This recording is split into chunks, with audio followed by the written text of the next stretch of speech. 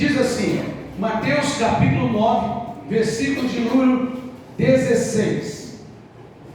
Diz assim: ninguém põe remendo de pano novo em vestes velhas, porque o remendo tira parte das vestes e fica maior a rotura. Nem se põe vinho novo em odres velhos, do contrário, rompe-se os odres, derrama-se o vinho e os odres se perdem. Mas põe-se vinho novo em odres novos e ambos se conservam. Queridos, eu quero nessa noite falar sobre realidades em conflitos. Crianças, se preparem, porque vai ter o corredor de vocês. Fica tranquilo, vai ter o corredor de vocês, vai ter tudo hoje. Mas eu quero falar sobre realidades em conflito. Repita comigo: realidades em conflitos. Alguns dias Deus está queimando no meu coração essa palavra. E eu não iria pregar lá hoje, mas eu cheguei de viagem e fui lá para o computador, na correria, que eu já tinha algo preparado para pregar para vocês, que não é essa mensagem que eu queria deixar para o dia. Mas esse texto fala de realidades em conflitos. E qual é essa realidade em conflito? A realidade da carne e do espírito. A realidade da nossa vida pecaminosa sem Deus e da nossa vida com Deus. Jesus, ele conta essa história, esta parábola, depois do chamado de Mateus, Levi, de um homem que era cobrador de impostos. E esse Levi relata esse texto, assim como Marcos também relata. E é interessante a gente olhar para esse texto e perceber que antes disso as pessoas também estavam questionando acerca do jejum. Mas o mais importante você perceber é que esse texto vem logo depois do chamado de Mateus, Levi, um cobrador de imposto, aquele que era olhado de forma diferente por todos os judeus como um traidor da pátria, como um odre velho, como uma roupa velha, que não podia pôr remendo, que ia rasgar. Então Jesus chama Mateus e logo na frente Jesus conta aqui esta palavra do odre velho e do pano velho, da roupa velha. E o que isso significa para nós? São duas realidades que estão em conflito. A realidade de quem você é e de quem você é hoje. A realidade do homem sem Deus e do homem com Deus hoje. Da mulher sem Deus e da mulher com Deus hoje. Mas bem verdade é que todos os dias o nosso velho homem, a sua velha mulher está aí tentando se levantar, está aí tentando te derrubar. E quais as lições que a gente pode aprender com esse texto? Primeira lição que nós aprendemos com esse texto: você precisa concluir o seu passado. Repita comigo: eu preciso concluir o meu passado. Diga: não podemos deixar que pano velho, feridas, marcas da vida. Diga: desperdício novo tempo que Deus tem para mim. Você precisa concluir o seu passado. Se você não concluir o seu passado, sempre terá realidade de conflito na sua história. Você precisa parar de ficar remoendo o seu passado. Você precisa parar de ficar trazendo pano velho para receber remendo novo no culto. Sabe por quê? Você vem, recebe de Deus, mas não entra. Durante a semana se rasga e vai embora. Porque você veio para o culto, sabe quem é Jesus, diz que ama Jesus, mas ainda está vivendo uma vida do passado. É sobre isso que Jesus está dizendo: é remendo novo em pano velho. Não muda sua história, ainda continua amando e gostando de coisas do seu passado. Não concluiu a sua vida, não decidiu se converteu ou se não converteu, não decidiu se vai servir ou não ao Senhor. Interessante que o Levi largou uma vida boa que ele tinha. O Mateus largou uma vida de cobrador de imposto, onde ele ganhava dinheiro, roubando dos seus compatriotas e ainda cobrando os juros para o Império Romano. Ele largou tudo, ele concluiu o seu passado, ele esqueceu, assim como Zaqueu, assim como Nicodemos, eles concluíram o seu passado. Então não era mais pano novo em remendo velho, mas era pano novo em roupa nova. Eram novos homens seguindo a Cristo. Se você não concluir o seu passado, você será sempre pano velho recebendo remendo novo. Sabe o que significa? Você vai continuar vindo no culto, mas vai continuar rompendo durante a semana tudo que você recebeu, porque é pano novo. O Evangelho é pano novo, mas a vida das nossas vidas está como roupa velha. Ainda estamos presos no nosso passado. Não concluímos o passado. Continuamos gostando das mesmas coisas que desagradam a Deus. Continuamos fazendo as mesmas coisas que não agradam a Deus. Continuamos vivendo a mesma vida antes de conhecermos Jesus. No culto choramos, no culto nos arrepiamos, no culto sentimos frio, no culto saímos daqui, como foi gostoso o culto, mas é amanhã. Será que vai romper o pano novo? Ou será que vai sustentar-nos? Porque é sobre essa realidade de conflito que Jesus está falando.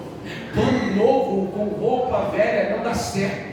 Vai romper, vai rasgar. E o que Jesus tem para nós é sempre uma realidade de vida, de algo novo.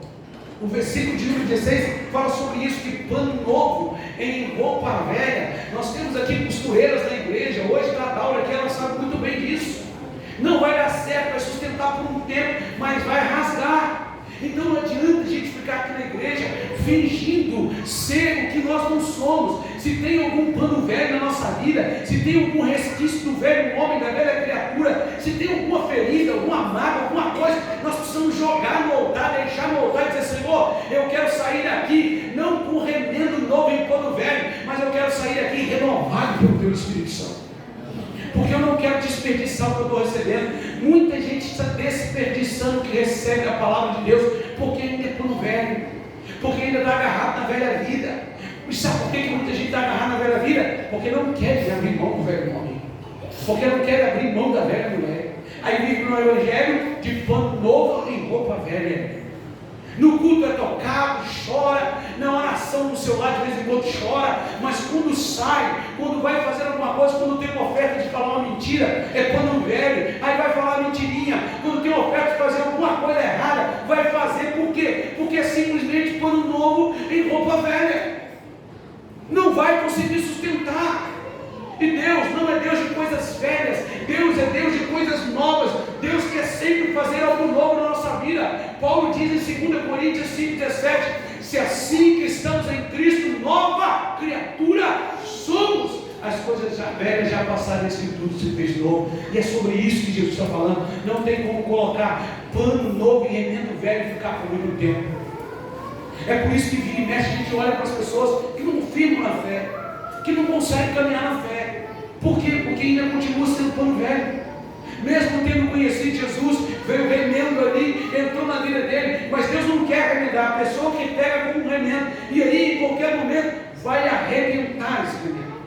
É disso que Deus está falando. Se Jesus voltar e pegar você, e eu e você fomos encontrados como um pano velho, as coisas vão ficar feias, porque significa que você até recebeu de Deus, mas você preferiu ser pano velho, e você não conseguiu sustentar o remendo do novo de Deus na sua vida, o melhor de Deus para você, porque você continuou e vivendo o seu passado. Então, se você quer vencer realidades de conflito, você precisa concluir o seu passado. Repita comigo: eu preciso concluir o meu passado.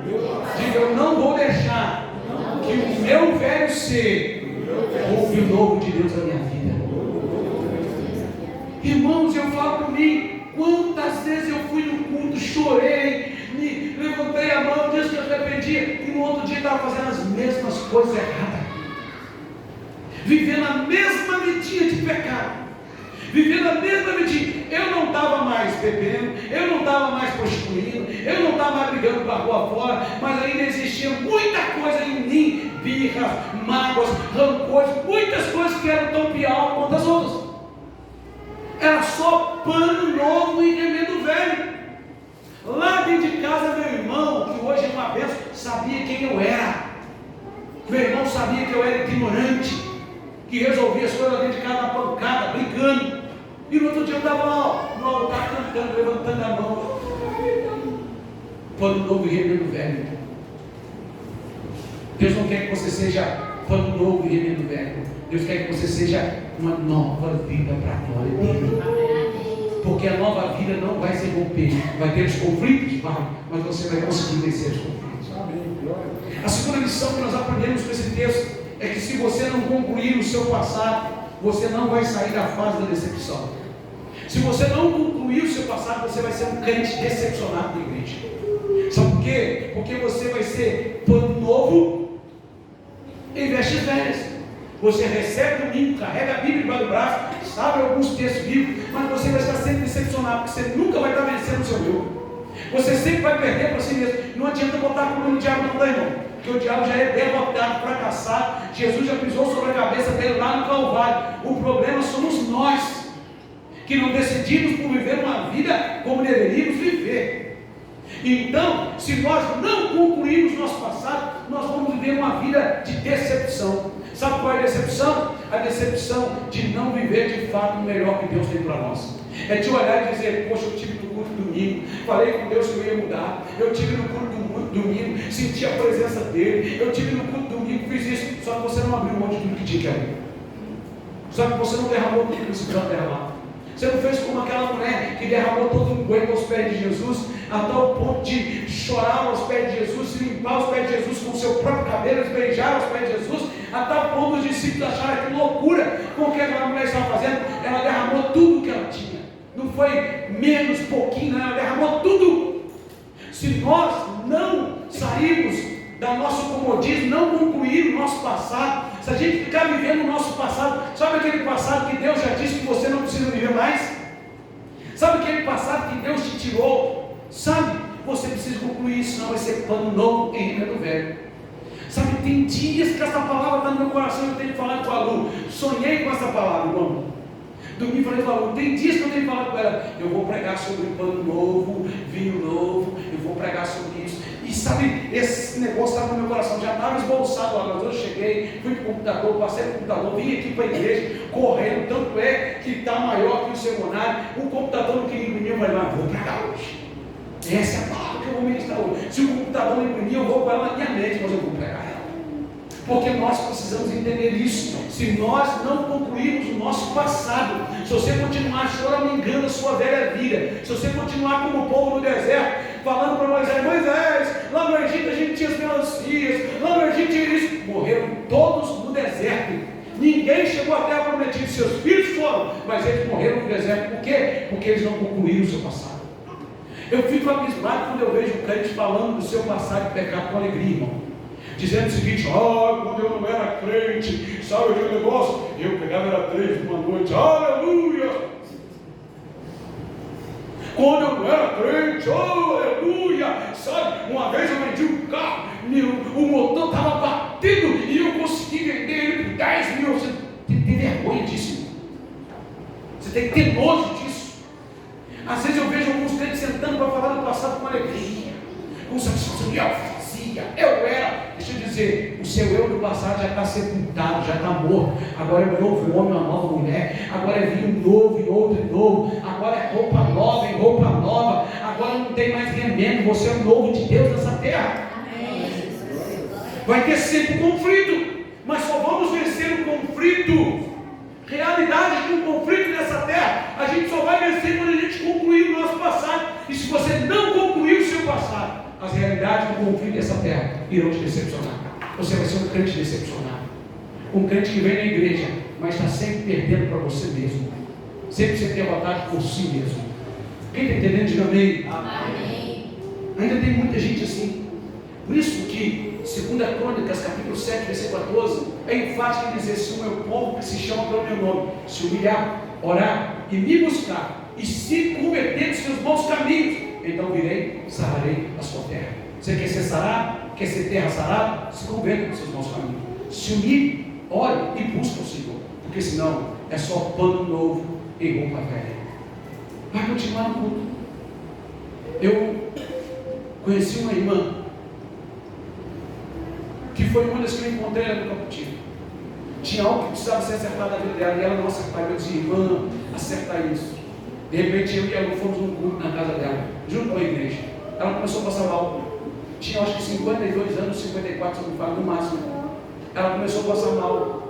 Começou a passar mal. E o último culto nasceu na casa dela, num dia, numa noite. Na outra noite ela foi internada. E nunca mais voltou. Ela entrou em coma. E aí todo mundo disse para mim: olha, não adianta falar nada com ela já está morta, é só desligar os aparelhos. E eu pedi licença aos médicos, pedi licença de primeiro e falei: eu quero conversar com ela. E eu entrei lá naquela UTI. Ela não mexia nada, era literalmente um cadáver em cima da cama. E eu disse para ela: minha irmã, ainda dá tempo, dá tempo de acertar isso aí que eu vivi falando com você para acertar. E que você sabia que tinha que acertar e não acertava. Você quer acertar isso hoje, irmão? Eu vou orar. Se a senhora puder mexer a sobrancelha, mostra, mexe, mexer um pouquinho o dedo, mexe alguma coisa. E eu orei com ela. Eu orei com ela falando, Senhor, eu quero te pedir perdão por isso, por isso, por isso, por isso. Irmão, sabe o que aconteceu? Ela não mexeu nada. Não mexeu a sobrancelha, não mexeu o dedo, não mexeu o pé, não mexeu nada. Mas uma coisa aconteceu. Lágrimas começaram a sair do seu rosto. E não foi pouca lágrima, não. A mulher que estava morta começou a chorar. E naquele mesmo dia, se não me falha a memória, quando eu voltei para casa, ela desceu assim, como ela dizendo, morreu. Você vai deixar para a última hora? Você vai continuar ainda sendo pano velho? Ouvir o Evangelho, vir na igreja, continuar sendo pano velho? Porque é isso, pano velho recebe tudo no domingo, mas não retém nada que recebeu. Rasga na caminhada. Por quê? Porque não mudou a vida, não concluiu o seu passado. Deus está chamando essa igreja para mudar a sua história. Deus está nos chamando para concluir o nosso passado. Para a gente fazer diferente. E não deixe para a última hora como foi com essa irmã. Porque o caso dela foi como o ladrão da cruz. Mas nem sempre é assim. Como está a sua vida? Essa palavra para mim é pano velho, que não consegue reter tudo aquilo. Sabe qual é o problema do pano velho? É que ele sabe quem é Jesus, ele sabe que a palavra de Deus é boa, ele sabe tudo sobre Deus, mas não consegue reter a sua vida, porque rasga, porque não concluiu o seu passado.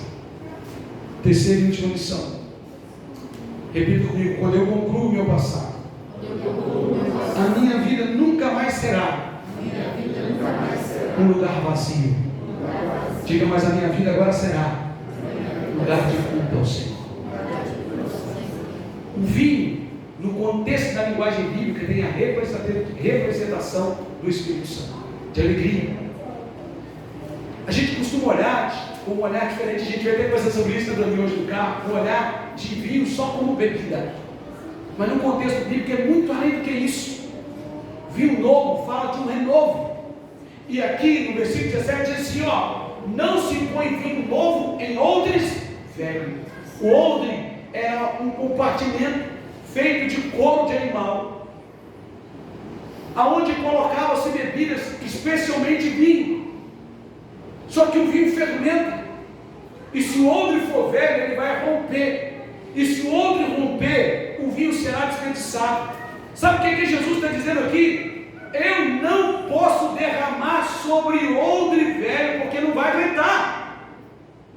Odre velho, quem não mudou de vida não vai aguentar de Deus. Assim como aquele que começou a caminhada e não toma decisão, ele vai rasgar, porque a roupa velha vai receber domingo, vai receber terça, vai receber nação, mas não muda de vida, porque vai rasgar. Jesus está dizendo, só que tem um nível maior. Ele quer derramar o Espírito dele sobre a sua vida, mas se você tiver como roupa velha, vai rasgar. Se você não for odre novo, lugar novo, recipiente transformado pela glória de Deus, você vai até receber, vai chorar no culto, vai pular, vai levantar as mãos, vai fazer juras de amor para o Senhor Jesus, mas amanhã continua a mesma vida de sempre, porque rompe antes de chegar em casa.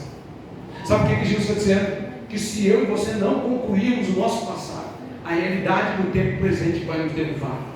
E é triste isso, porque Jesus disse que muitos vão dizer, Senhor, em teu nome expulsamos demônios, falamos nova língua, fizemos milagres. Jesus vai dizer, apartai de mim que eu te conheço. Sabe por quê? Eram outros velhos que romperam-se na caminhada. A minha pergunta para você nessa noite é: quanto de Deus você tem retido na sua vida? E essa não é uma palavra que nos ativa, porque ela é para mim. Como pastor, irmão, quantas vezes eu tenho sido odre velho? Quantas vezes eu tenho deixado ir embora muito da presença da minha vida, porque eu olho para isso, olho para aquilo, porque o meu velho homem grita mais alto.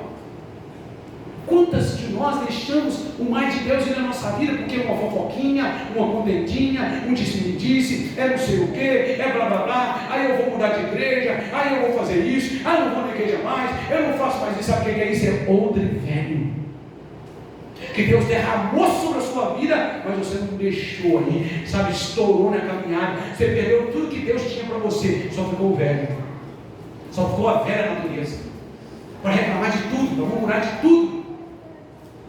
Qual a realidade presente que você tem enfrentado? Quem você é? Roupa velha? Porque roupa velha são os novatos que estão começando. Mas outros já é aqueles que estão na caminhada, que um dia já receberam de Deus, que um dia já foram tocados, que um dia já foram cheios, que um dia já falaram mistério, que um dia já adorou a Deus, que um dia já sonhou os sonhos de Deus, que um dia já creu nos projetos de Deus, mas foi passando, ficando outro e velho, e não conseguiu suportar os sonhos de Deus em si, não conseguiu suportar as promessas de Deus e rompeu-se, e agora só está o outro, velho e vazio. Como está a sua vida? Por quê? Quando eu e você não concluímos nosso passado, nós nos tornamos alguém que não é culto para Deus. Outro velho é alguém que tem tudo, menos um culto para Deus. Mas outro novo é alguém que tem culto na sua alma.